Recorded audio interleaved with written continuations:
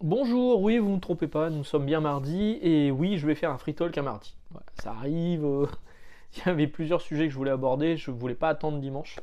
Je voulais vous en parler aujourd'hui, et c'est pas des sujets les plus heureux, hein. On va commencer par la mort de Georges Pérez le samedi dernier, le jour du Free Comic Book Day, c'est un peu un symbole du coup. Georges Pérez, on savait qu'il était malade depuis un an, enfin sans doute depuis plus que ça. Il avait décidé de ne pas se soigner, de vivre la vie pleinement tant qu'il pouvait encore le faire. Régulièrement, sa femme ou sa fille ou des gens de sa famille donnaient des nouvelles de Georges Pérez. On l'a vu avec Kurt Busiek qui est venu le voir, avec Jim Lee, avec les gens avec qui il a travaillé, les gens qu'il apprécie énormément dans l'industrie parce qu'il était quand même fortement apprécié. Euh, il y a eu JLA Avengers qui est ressorti d'ailleurs. Encore une fois, on va relancer l'appel à nos éditeurs français, à savoir Urban et Panini, pour JLA et pour Avengers. Ça serait bien que ça ressorte. Parce qu'aujourd'hui, on peut avoir le run de Avengers de Kurt Busiek et George Perez. Il y a de nouveau disponible en Marvel Icons.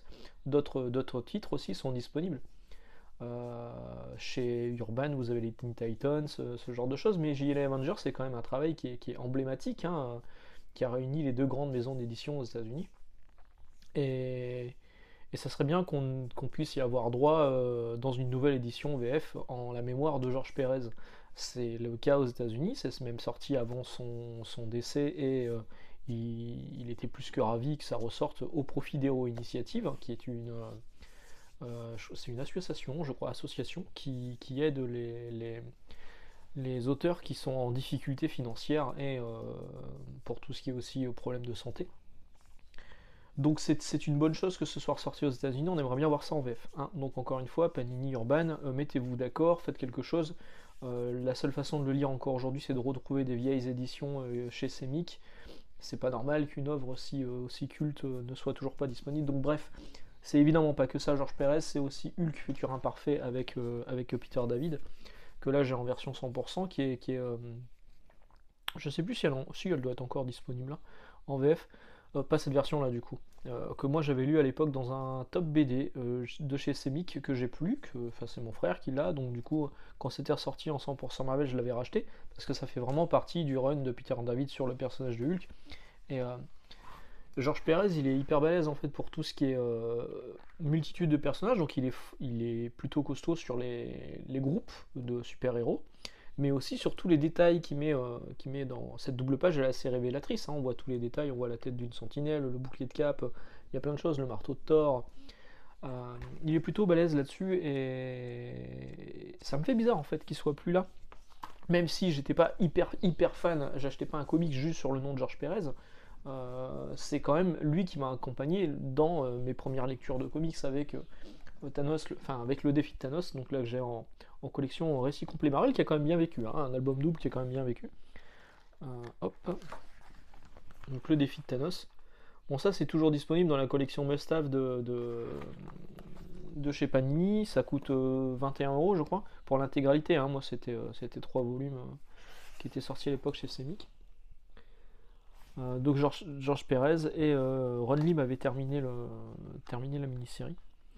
Et vraiment, c'était cool et c'était champagne à l'époque, hein. On voyait tous les super-héros Marvel qui étaient réunis, je vous l'ai dit, hein, il y a des dessinateurs qui sont bons pour faire des personnages en solo, mais dès qu'il s'agit de mettre plusieurs personnages en scène, c'est un peu plus compliqué. Georges Pérez savait faire les deux. Et voilà, donc il y a encore des titres de Georges Pérez qui sont disponibles, j'invite à le découvrir. C'est Avengers de Busiek et avec Busiek c'était plutôt cool.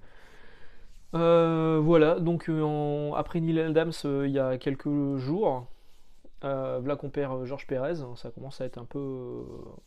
Ça fait beaucoup d'un coup. Ça fait beaucoup d'un coup, et moi j'ai juste à dire un grand merci à ce monsieur qui m'a accompagné sur mes lectures de jeunesse. Voilà, on va faire un petit peu plus joyeux. Enfin, un peu plus joyeux. Je suis allé voir Doctor Strange au cinéma, le film, le nouveau, Multiverse of Madness. J'en suis sorti en me faisant. Non pas que ça m'a déplu, mais je voyais pas trop ce que ça apportait. Alors je vais essayer de pas spoiler. je vois pas ce que ça apporte en fait au MCU. Et depuis plusieurs films, on a l'impression qu'il y a plus, hop, économiseur de batterie, qu'il y a plus ce fil rouge qu'il y avait dans les anciennes phases de Marvel, qui était toujours Thanos et la quête des joyaux. Hein. On parlait justement de George Pérez et du gant de l'infini. J'ai cru, moi, qu'avec Eternals, ils avaient trouvé un nouvel enjeu scénaristique. On allait retrouver dans différents films les Célestes, qui me semblait parfait pour être les nouveaux gros méchants du truc. Mais bon, là, on a l'impression que chacun fait son film de son côté, sans vraiment tenir compte de ce qui se passe. Là, pour le coup, le multivers dans le film Doctor Strange, je trouve qu'il n'est pas du tout exploité, parce qu'on voit deux mondes et demi. On voit deux mondes et demi, et alors pour un multivers, c'est un peu limite. On découvre que le MCU, c'est la Terre 616. Je pense que c'est un clin d'œil aux fans de comics, parce que la Terre 616, c'est l'univers des comics Marvel en papier. Moi, je pensais que le MCU, c'était un peu un autre univers parallèle, mais bon, bref. Et puis donc, je vous le dis, il y a ce multivers qui est pas vraiment utilisé. Il y a toutes les séries Disney+. Alors certaines, on peut trouver en cherchant un peu des rapports avec What If, par exemple, avec Wanda et Vision, évidemment, vu que Wanda est dans le film. Par contre, Vision. Et c'est aussi un défaut que je vais retrouver, c'est que donc on n'utilise pas, par exemple, Winter Soldier, Hawkeye. Ils sont où tous les personnages? Ils sont où? Où sont tous les super-héros qu'il y avait sur Terre? Bon, Thor, on sait qu'il est dans l'espace. Captain America, on sait qu'il était resté dans le passé. Sans spoil, enfin, si, forcément, là, je spoil un petit peu Endgame, mais je pense que vous l'avez vu depuis. Black Widow, bon, bah, elle est plus là. Iron Man, il est plus là non plus, mais Hulk, toujours là. Ant-Man, toujours là. Spider-Man, tout le monde l'a oublié, mais il est toujours là.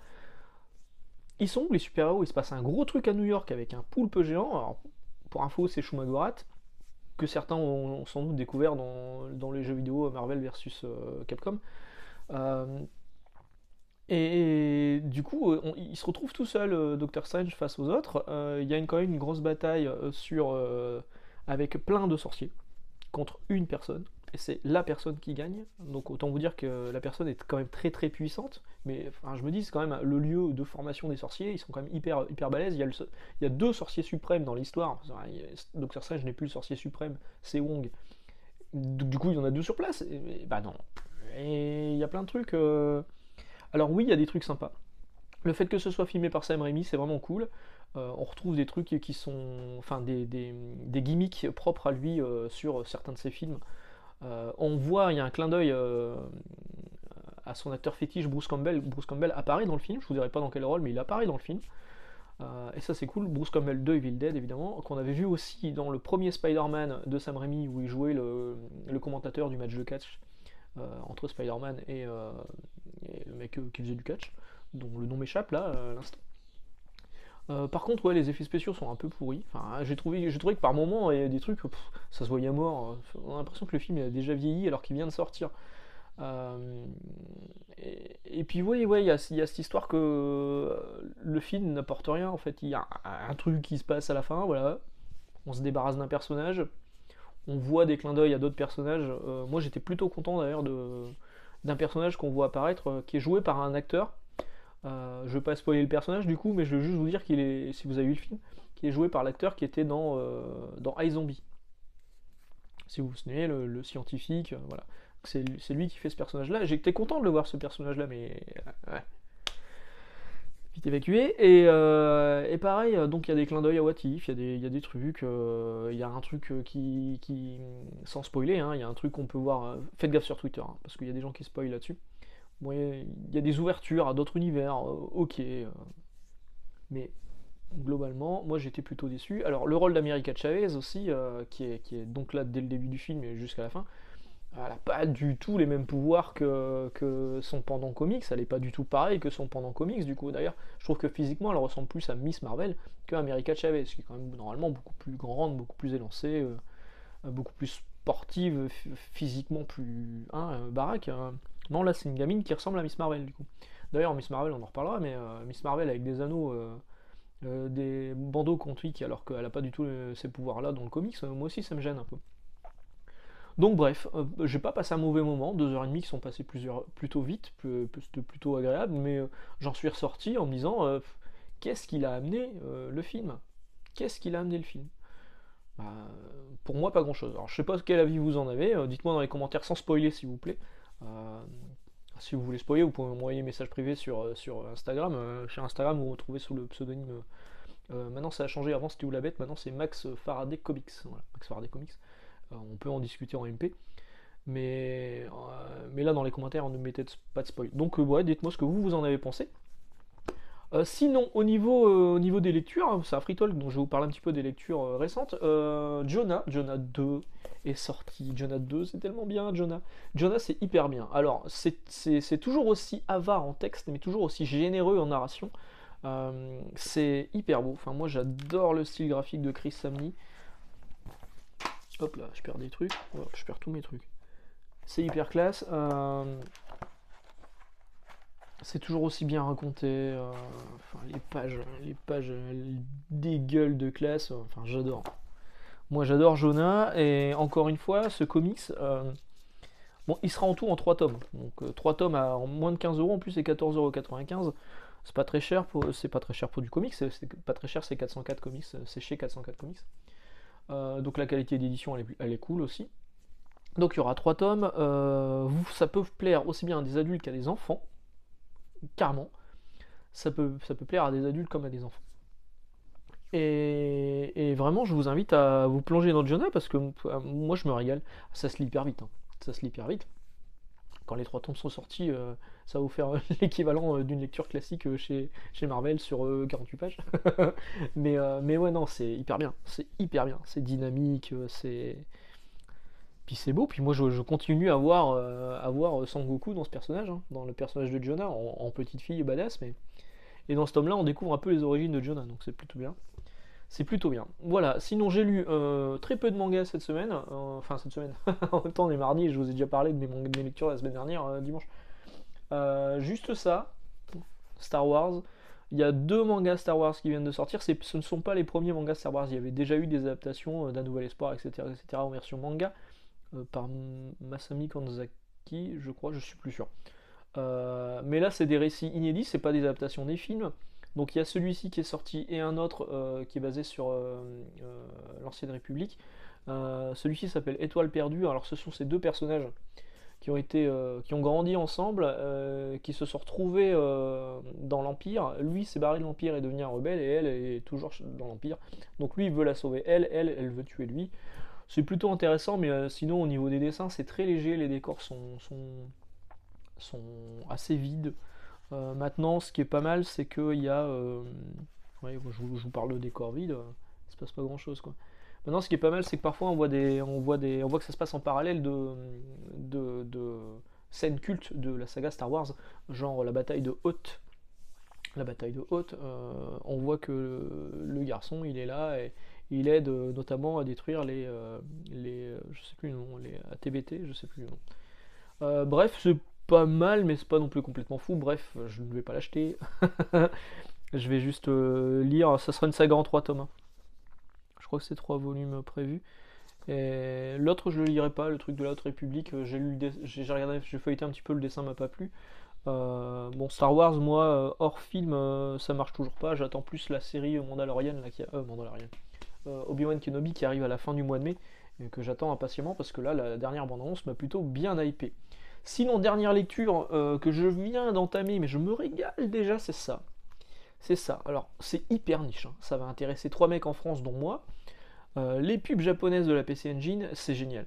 Si vous avez connu la PC Engine à l'époque, si vous êtes un vieux comme moi, la PC Engine c'était une console japonaise qui a été très peu diffusée en France par Sodipeng, société de distribution de la PC Engine. Ils n'ont pas cherché loin. C'était par les frères Guillemot, je crois, donc ça devait être les mecs de Big Ben qui sont chez Big Ben maintenant, ou Ubisoft, bon, bref, je sais plus.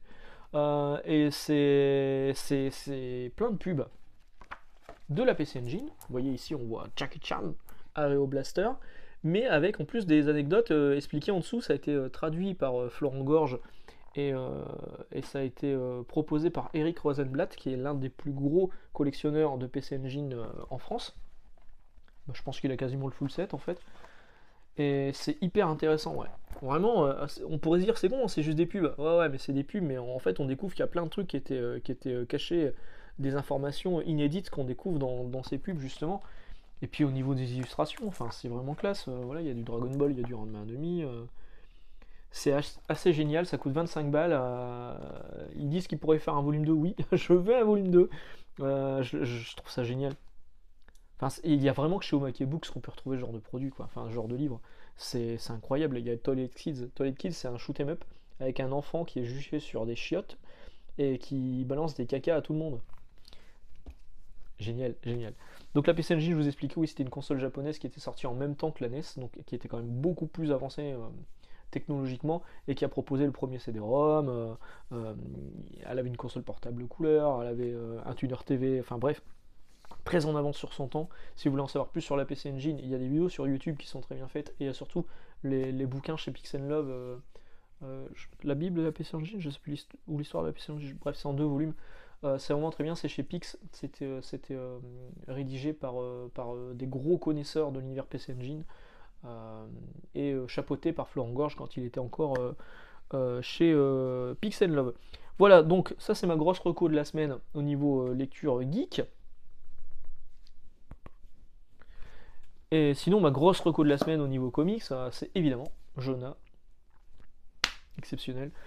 Offrez-lui autant de succès à Jonah que vous avez offert du succès à We Live ou